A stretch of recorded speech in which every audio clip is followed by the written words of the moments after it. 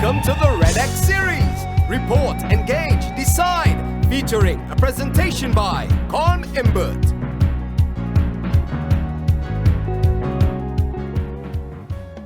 Good evening. I'm Colm Imbert. I am the PNM's candidate for the constituency of Diego Martin Northeast, a constituency I've represented for the last 29 years. I'm here tonight to speak to you about the tremendous challenge that we faced when we came into government in 2016. The country has run so well, but sometimes people forget the difficulties that we faced as a country. When we got into government, I wouldn't say that the Treasury was bankrupt, but it was almost bankrupt. And I had this visit from the governor of the central bank just a week after the election, when he used a strange terminology for me. He said that if I did not put any funds into the government's bank account quickly, he would turn off the tap. I asked him, what did that mean? He said, you have enough money to run the country for 2 to 3 days. So after I got over my amazement, I spoke to the permanent secretary, discovered that the government's overdraft had been maxed out in the central bank. And we did, in fact, just have enough money to run the country for a couple of days. We had to rush and very quickly and borrow money. We used the government's bank at the time, FCB, because we had to do it very fast, within a matter of days. We had to borrow a couple $2 billion right away, because at the end of that month, September, public servant salaries were due. And I don't think people also understand the amount of money that is spent on what we call mandatory payments. Public servant salaries, pension payments, social welfare payments, public assistance, disability benefits, etc., and debt service. I don't think people understand every single month we have to put out over $3 billion, close to $4 billion on just paying these things. Salaries alone is almost $2 billion a month. So you can imagine the situation we faced when we just had a couple $100 million available in the government's bank account in September 2015, and we had a $2 billion salary bill coming at us. And that was just the beginning. We then discovered that the previous government had gifted us with a $6 billion back pay bill. And while all of this was going on, the price of oil was collapsing. It had started to decline in 2014 in July. When we were writing the budget, because we just had 3 weeks to write a budget, when we were writing it, the price was dropping. In fact, we had to keep changing the numbers in the budget as the price dropped. $45, $40. We had to keep going down and revising our estimates, because we had to be realistic, because we are a responsible government. So that first year was very, very, very difficult. No money in the bank account. When the PNM had demitted office in 2010, there was $6 billion in credit. When we came in, it was $9 billion in overdraft. So that is $15 billion that had disappeared from the government's bank account. That is the challenge we faced. And we had bills to pay. There was tremendous election spending in August and September from the previous government. Those bills started to hit the bank account in October and November. So September wasn't easy. October was worse, because the election spending began to come at us in billions of dollars in bills that we had to pay. So those first 3 months were very, very, very difficult. We had to go into every cupboard that we could find and pull money out of it in various ways. We had to do a lot of borrowing in that first 3-month period. And then as we went on, the price of oil crashed in 2016. It dropped to $26. Now, the previous government had enjoyed $100 oil for almost their entire term. We were faced with $26 oil. What this did, together with the things that they did in terms of giving concessions to the oil companies, tax concessions, giving away money literally, is that the revenue from oil and gas, it's called revenue from petroleum, had dropped from $20 billion down to $1 billion. And if I could look at this slide here, let's look at taxation. You see the slide over behind me to my right, there was so much revenue coming in 2014. The former administration really had it easy. They, in fact, when you add up everything, revenues from petroleum and other tax revenue coming into the country from the energy sector, it was in fact close to $28 billion. In our case, in that first year, it dropped down to 8. So it went from 28 to 8. We lost $20 billion. Government revenue in that period prior to us was up in the $56–57 billion range. In 2016, it dropped to $36 billion. So I'm giving you these numbers. Just imagine you used to have a salary of $5,000 a month, and your bills were just about $5,000 a month. And then the next month, your salary is $3,000 a month, but your bills are still $5,000 a month. You can imagine how difficult it would be, and that is what happened to us. If you look at this graph, the red line represents tax revenue from the oil companies. The blue line represents the money given away by the former government. That dark blue line is all of the tax concessions they gave, write-offs, capital expenditure write-offs, all sorts of giveaways. And we lost billions and billions and billions of dollars because of those giveaways. In fact, we got a visit from BP, I remember, in those first few months when BP came and presented us with a graph to show us the kind of revenues we as a government could expect from 2015 to 2020. And when we looked at the graph, they were showing no revenue. They were paying us no money until the year 2024.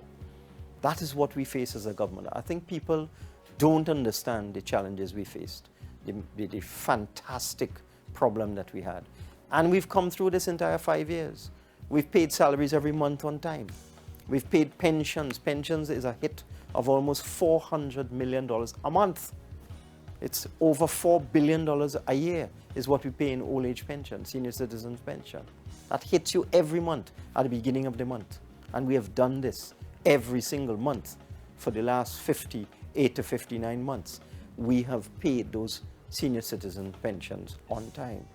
We've paid public servant salaries on time. I told you that costs about $2 billion. Religiously, every month, we've managed to find the money to pay public servant salaries. We've also managed to pay our debt. We have not reneged on any debt service over the last 5 years. Quite different to other countries in the Caribbean. Look at Barbados, for example. When they went to the IMF, they had to renege on their debt. They had to tell people, look, they're not paying. As simple as that. Their credit rating is default, believe it or not. Whereas we have investment grade ratings with S&P and so on. Some of these other Caribbean countries have a default rating. So that our situation is very, very different. We have been faced with all of these difficulties and we have come through. And it is because we have always been able to find the money somehow to make these salary payments, to make these pension payments, to pay disability pensions, payments, to keep the buses running, to keep the air bridge between Trinidad and Tobago running, to keep the ferry running, to keep Caribbean lines running, to keep WASA going, to keep TNTEC going. It is because we have done it. It has appeared so easy. It wasn't easy at all. And there are some people who need to understand what this government has done for them. We've kept this country alive. I can assure you, if there was another government over the last 5 years, they would have devalued the currency to 10 to 1, 20 to 1, who knows? Jamaica's 136 to 1. Who knows where our currency would have gone if there was another government in place? There would have been massive inflation. Cost of living would have skyrocketed. One of our policies has been to keep the exchange rate at the same level to contain inflation and keep the cost of living down. This next slide shows also another problem that we faced. Again, on the right-hand side of the slide, you can see gas production. That's the green line. Gas production was way down at 3.3 billion standard cubic feet when we came in, and we brought it back up to 3.8, kept it at 3.5. COVID has dropped it down to a little below 3.5, but we've stabilized gas production. And this is one of the things that is saving this country. And that didn't happen by accident. That is the direct result of high-level meetings and high-level negotiations by our Prime Minister, Dr. Rowley, going to all of the headquarters of the major oil companies, to Shell, to BP, to BHP, and so on, in all the capitals of the world, and negotiating increased production, investment, and a greater share of hydrocarbon revenues for this country. All of that you're seeing there is direct result of a team led by our Prime Minister. Very assertive, very proactive. If he had not done that, gas production would have remained down in those very low levels, and this country would have been in terrible difficulty. So we were faced with a situation where revenue was just out of control and expenditure was out of control. Revenue crashed because of the price of the price of oil crashing, but also the effect of the concessions given by the former government kicked in here. But it's a very important story. Look at the red line. Look at how revenue was systematically growing between 2017, 2018, and 2019. Look at how the fiscal deficit, the difference between revenue and expenditure, was shrinking. Look at where it was. This was a bad year. And then look at this. Cut it in half, and then we shrink it again. So just before COVID hit, we were going this way, into balance. And this did not happen by accident. Let me look at a slide with energy sector revenues. If we look over here,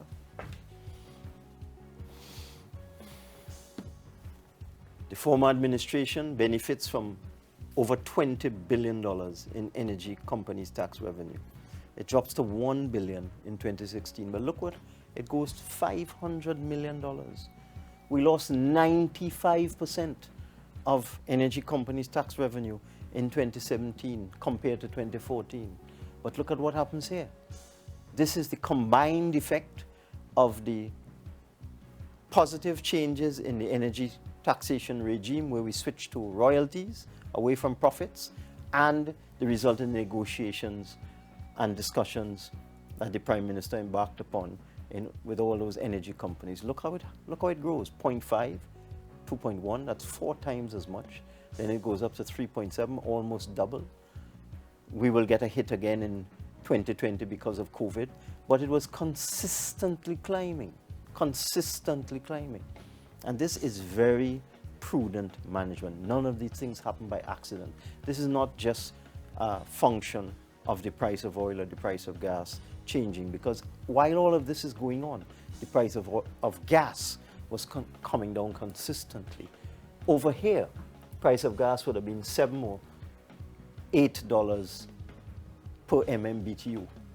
As we reach here, we're into the $2 range.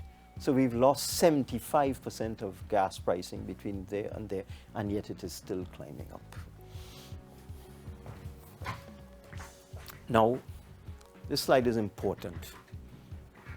Even though we reduce expenditure from $5 billion to 4.3, we had no choice. We looked after everyone that is in need. Even though we have reduced expenditure from 5 to 4.3 per month, we made sure to take care of our pensioners. We made sure they get their pension every month. We took care of our public servants. We made sure they were paid every month. We took care of our children in schools. We made sure they got their school feeding every day. That is our approach to government. We made sure the burden of adjustment did not fall on those who were least able to handle it. We dealt with it differently. Yes, we increased some taxes, but we put taxes on banks who were making billions of dollars in profits. They could afford it. They may not like to hear this, but they could handle that. But the people at the lowest end of the spectrum, the people on public assistance, the old age pensioner, the child who depends on that meal in schools, we weren't going to allow them to suffer. So we shifted the burden of adjustment from people at the lower end to people at the upper end. And that is the P&M way. We always try to protect the vulnerable.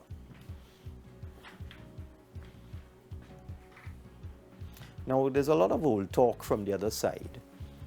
They like to make up a lot of Nancy stories. Let's look at this slide. It's a very important slide because the other side is always talking nonsense about how we have raided the Heritage and Stabilization Fund. Utter nonsense. In fact, it's better than what is shown here.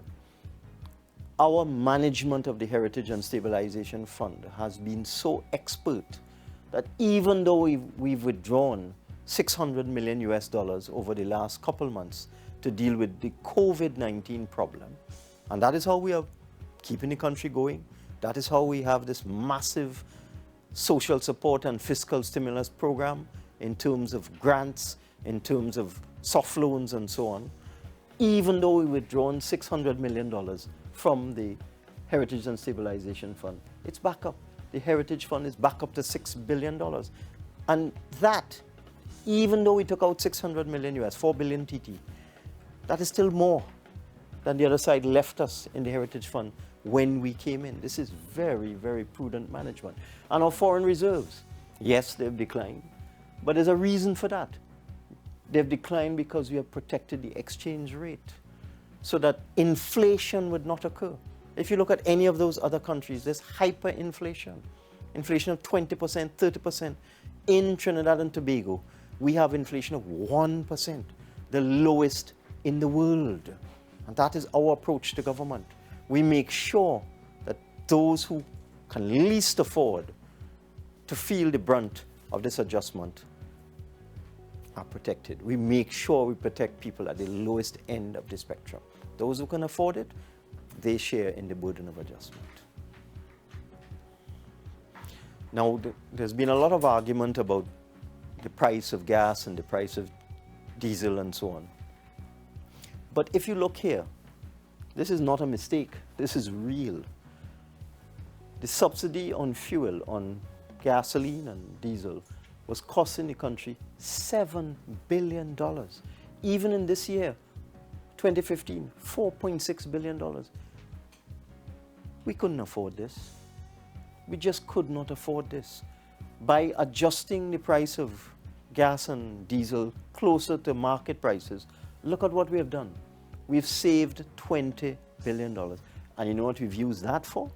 To pay senior citizens' pensions, to pay public servant salaries, to make sure your water supply continues, to make sure your electricity continues, to make sure those same meals I spoke about, those meals for children in schools, are provided, to make sure your buses run, as I've said before, to make sure all of the social services and all of the government services are continuously provided. That is what we've used the money for the people of Trinidad and Tobago. We had another problem, Petrotrin. This is something that governments have shied away from because it's a difficult problem. You're dealing with industry that has been in Trinidad and Tobago for a long time. It has a lot of history associated with it. It has a lot of legacy associated with it. But look at the problem we are facing. Petrotrin had built up debt of $13 billion. It was not paying its royalties and taxes. We were missing $4 billion in royalties and taxes. You know what this could have done? What this could have done in terms of putting more money into the economy, this $4 billion that we did not get. And then the refinery, no matter how they tried to improve its efficiency, was losing $2 billion a year. Let's go to the next slide.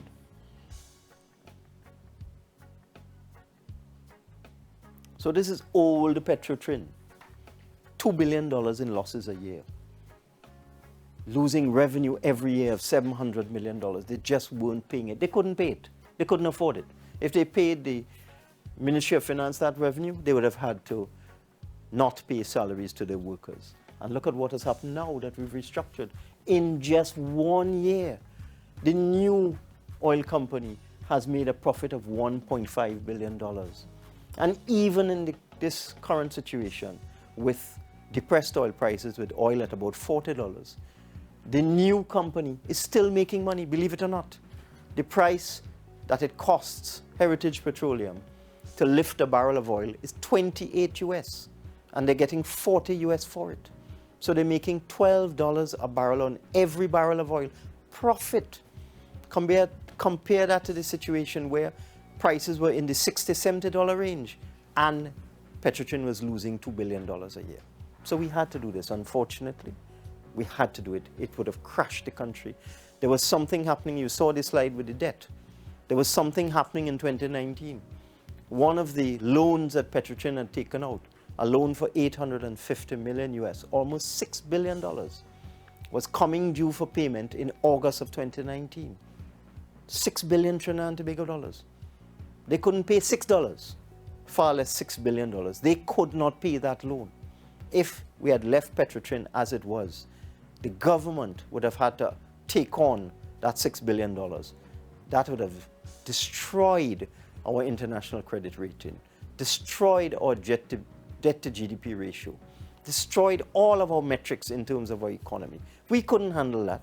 We as a government couldn't take on $6 billion in additional debt just like that in a month. And I'm very pleased to say that the restructured Petrotrin was not only able to refinance that debt easily and comfortably, but they are making their payments and turning in a profit of $1.5 billion, and they've paid $700 million in taxes and royalties to the Treasury in their first year of operation. So look at this slide behind me. The old Petrotrin, we couldn't get a cent out of them. They owed us $700 million a year. We couldn't get $1 from them. The restructured Petrotrin is paying the Treasury $700 million. And that same $700 million is used to pay that same senior citizens pension, disability, public assistance, public servant salaries, pays for WASA, pays for TNTEC, pays for public transportation, pays for the inter-island ferry, and so on. That same money there is one of the things that is rescuing this country. So, look at what other countries in the world have done, other petroleum exporting countries. They all face the same problem. When the price of oil crashed, they all had to borrow to keep their country running. All of them have large social safety nets. It's a feature of petroleum economies. They have large social safety nets. They provide a number of free services. We provide free healthcare in Trinidad and Tobago, one of the few countries in the world that do it. So there's so many things that people take for granted in Trinidad and Tobago that are provided free of charge. That same profit that Heritage Petroleum is making now pays for the healthcare of this country, is paying for COVID at this point in time, paying for that fantastic program to defeat the effects of the COVID virus in Trinidad and Tobago. So we were just like other countries in the world. There's a point that the other side tries to make that what we are doing is somehow different. It is not. Look at this. We're just there with everybody else. We had to borrow to maintain our social services, and we did it quite well. So let's take a look here. Here's an interesting slide. Red is Trinidad and Tobago. Look at what happened. This is our GDP growth. You see how we were improving? We went down and we were coming back up. This is before COVID. The COVID-19 impact on countries has dragged us down. Actually, if this is the line I'm looking at here, we were consistently going up. We had reached a low in 2017, and see how we were climbing and getting almost into balance. We had reached a point in 2019 when the economy was almost in balance because of all the good work that we did, and COVID has dragged us down. But we will get back up here. We expect, as we come out of post-COVID, with the plans we have to get our economy going again, to diversify, we will get back out, and after that, the sky is the limit. Again, here's another slide. And this is not our information. This is from the Inter-American Development Bank. Again, it shows you the results of our work. Way down in 2017, the worst year for this country. Climbed straight out, and then we're going along. And if COVID had not hit us, we'd have climbed out. This is what the IADB had indicated was going to happen in Trinidad and Tobago. So we were going into balance and into progress. COVID has dropped us down like the rest of the world. But we will climb back out again. Everyone expects us to climb back out. I just had a session with all of the international credit rating agencies, Moody's, Standard & Poor's, CLICO, Fitch, all of them.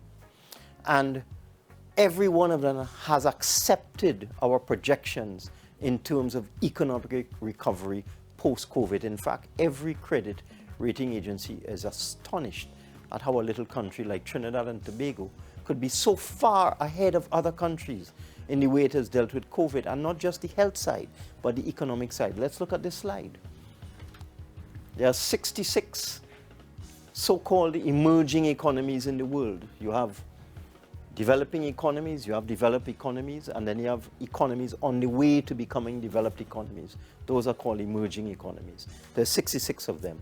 We are ranked 15th in the world in terms of our ability, our economic strength to deal with the economic fallout from COVID. That's very high up. The World Bank tells us that we were more prepared than most countries to confront COVID-19, the economic fallout. And Moody's, let me go over to this slide here. Moody's recognizes our sizable fiscal buffers, and what this is the strength of our Heritage and Stabilization Fund. I told you it's back up to $6 billion now. Our foreign reserves are back up to $7.3 billion, 8 months of import cover. We have low government liquidity risk, limited external vulnerabilities. These things didn't happen by accident. And Oxford University, some say it is the premier university in the world, has ranked Trinidad and Tobago #1 in COVID response. And this is not PNM saying so. This is Oxford saying so. This is Moody's saying so. This is the Inter-American Development Bank saying so. This is the World Bank saying so. This is the Economist magazine saying so. So, what I would tell everyone is that you need to ignore some of the nonsense coming from the people on the other side. In fact, if I'm a little facetious, it's jealous, they're jealous.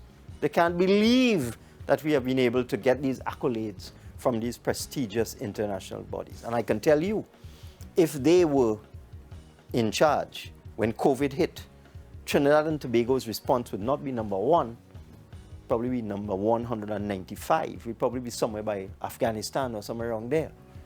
And certainly, in terms of our economic response, every agency would have written us off, would have put us in double default category.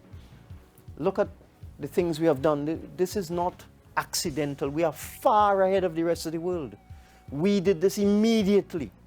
We were one of the first countries in the world to close our borders, to introduce travel restrictions, to shut down industries where the virus could spread. But we realized when we did that, we had to help people. So look at what we did. 20,000 people have got food support. Maxi taxi drivers who were required to run with 50% of their capacity, we gave them fuel support. Taxi drivers as well. We recognized that in the COVID period, food was the #1 problem. So in addition to food cards, we gave out hampers. We gave out food vouchers. We recognize that certain industries that are affected by COVID, artists in particular, they are all going to get a $5,000 grant. And I dare say they'll get it this week because we've raised the loan funding for that, and the money will flow from this week.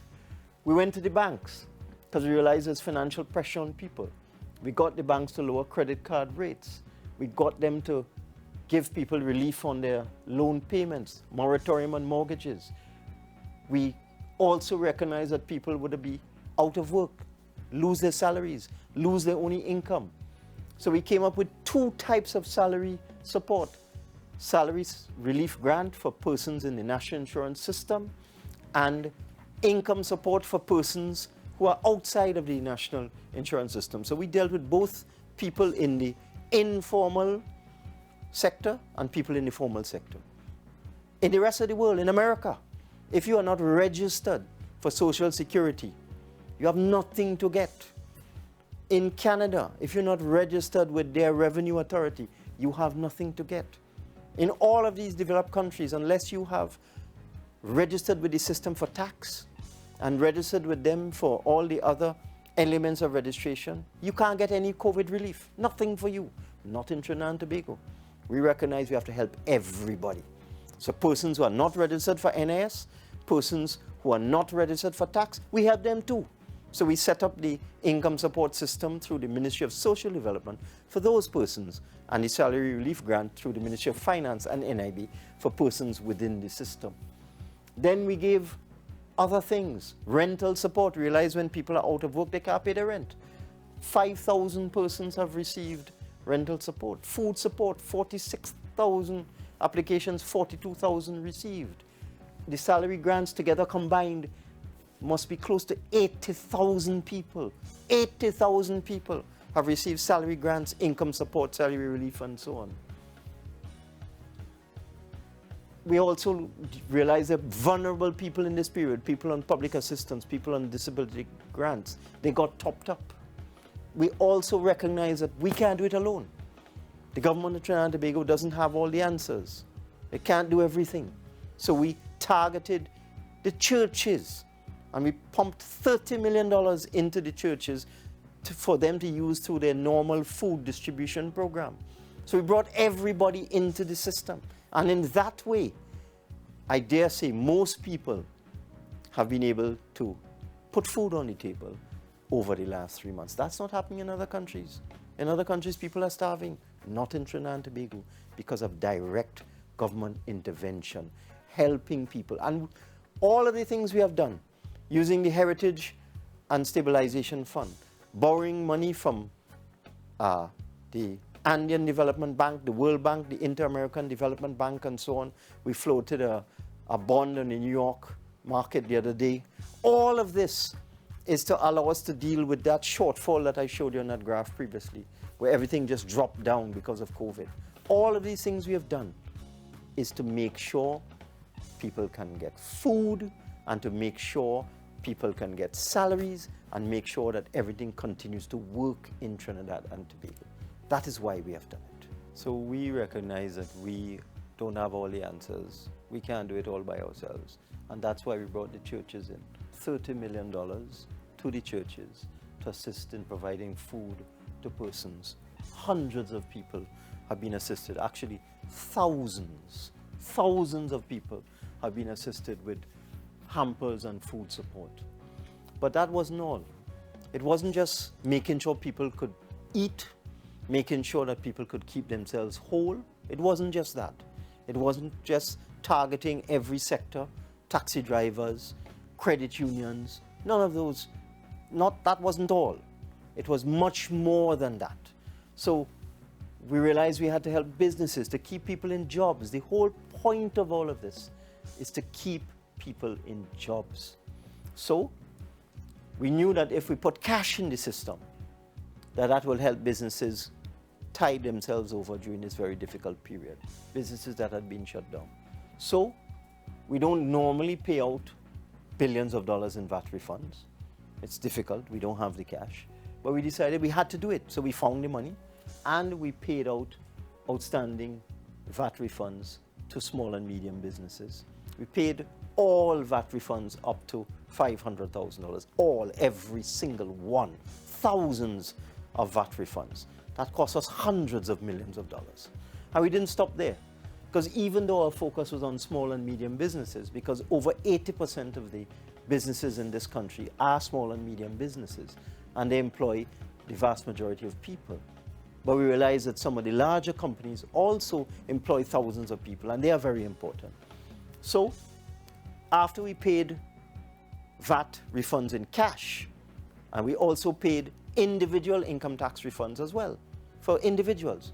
Between VAT refunds in cash and individual income tax refunds, in just 2 weeks we paid out $700 million in cash. Unprecedented. We found the money, the same sources I told you about, from the Heritage Fund, going overseas to access foreign loans and so on. We use all of that money to help small and medium businesses and individuals. $700 million in tax refunds in cash. But we realized we had to help the larger companies. So we came up with a very innovative instrument called a VAT bond. And the VAT bond is so structured that it pays interest of 3.3% over 3 years, which is above the government rate for borrowing. So that companies who have received these VAT bonds are going to the banks and they're getting 100 cents on the dollar. They can keep them if they want, if they don't have an immediate need for cash, or they can cash them in if they have an immediate need for cash. We've paid out $1 billion in VAT bonds already. And I just got approval for the next $2 billion. And over the next couple of weeks, we'll pay out another $2 billion in VAT bonds. So between VAT refunds in cash, individual income tax refunds, and VAT bonds, in a very short period, we'd have paid out over $4 billion in tax refunds. Unprecedented, but there's a reason for it. It's to put cash into the bank accounts of companies so that they can keep people in jobs. And it's all based on dialogue with the companies. These are some of the things we did for people as well. Salary grant, $1,500 a month for 3 months, $4,500. Food support through the food cards. Fuel support for the maxi taxis. Then we went to the credit unions because we realized there are 500,000 people in credit unions. Hear that number, 500,000 credit union members. So we set up a system for them where they can borrow soft loans, $5,000 a month up to 3 months, $15,000 to pay their expenses during this very difficult period. And they don't have to start paying back these loans for 1 year. In some cases, 18 months. All of the things that we have done are designed to ease the burden on people. Our small and medium enterprise loan, for example. The small and medium enterprise loan that we set up with the commercial banks, all 4 of them, FCB, Royal, Republic, and Scotia. We have injected $300 million into the commercial banking sector. $300 million. That's to help small and medium businesses. And that allows them to go to the bank and get a loan to cover payroll costs, to cover their operational expenses, to pay their rent, to pay their light bill, all that sort of thing. They can borrow loans ranging from $75,000 up to $325,000. And the government is paying the interest. It's an interest-free loan. And these companies don't have to repay the loan for 2 years. So it gives them the cash to catch themselves and recover again. And in all of this, we had dialogue with the chambers of commerce, and we had agreement. We've had a good relationship with the various organizations. They've agreed to keep people in jobs as far as is possible.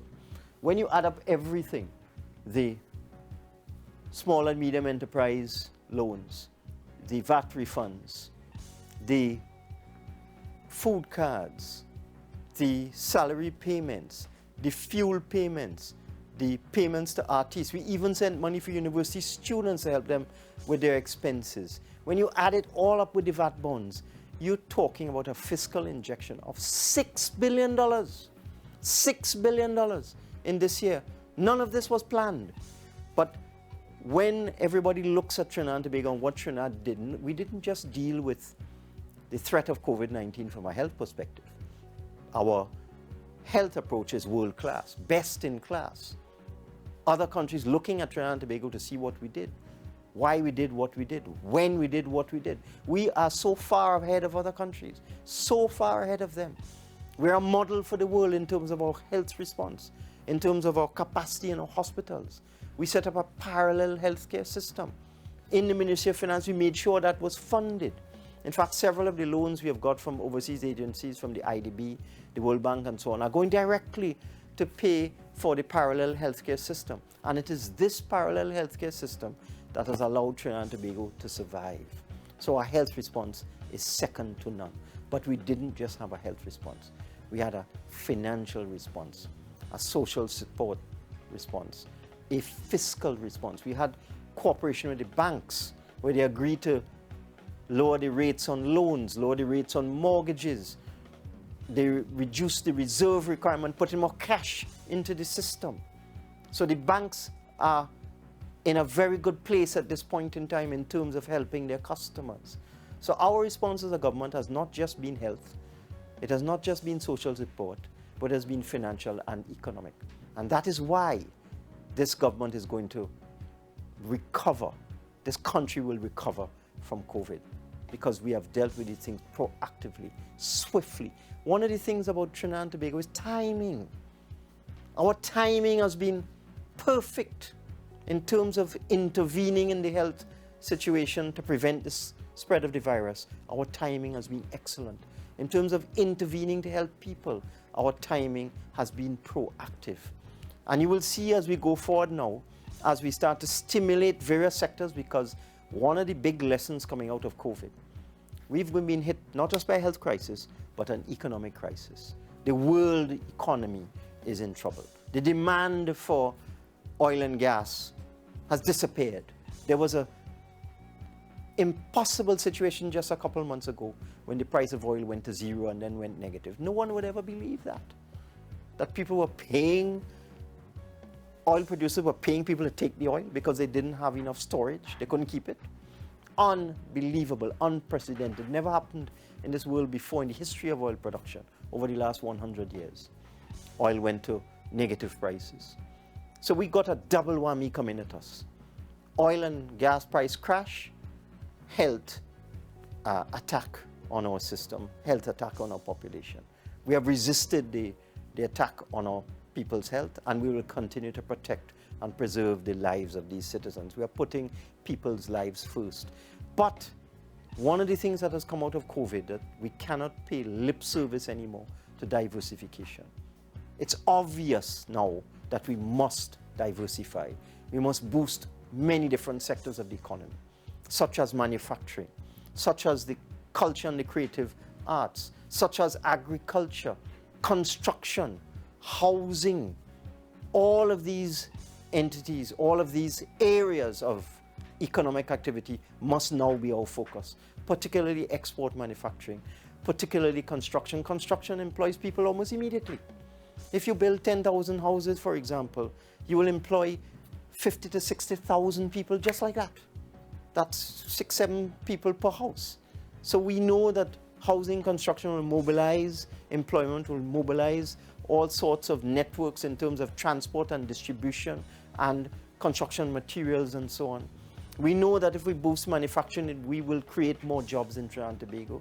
We know that if we boost agriculture, we can have import substitution instead of this huge food import bill. We know that we have to go into technology. That's where the world is going. We have to create a tech-savvy country. We have to create a digital economy. We have to make all government transactions online and digitize all of them. Cashless transactions. That's where Trinidad and Tobago has to go. And only this government has the answer. And only this government understands what is necessary at this point in time. Only this government understands we have to diversify into other areas. We have to diversify away from oil and gas. The oil price of oil looks like it will stay at $40 for the next several years. We can't run this country on $40 oil. And gas is below $2. We can't run this country on $2 gas. We simply cannot pay those pensions and pay those salaries and keep the buses running with all of that. That is why this government is the only government with a plan. And you will see the plan very soon. Very, very soon you will see the plan. You will see our plan for diversification, for manufacturing, for the creative industries, for agriculture, for digitization. You will see it. And that is why on August 10th, your only choice, not just the right choice, your only choice is to vote for the People's National Movement. That is your only choice. And why? Because great is the PNM. And we shall prevail. On August 10th, vote PNM. Great is the PNM.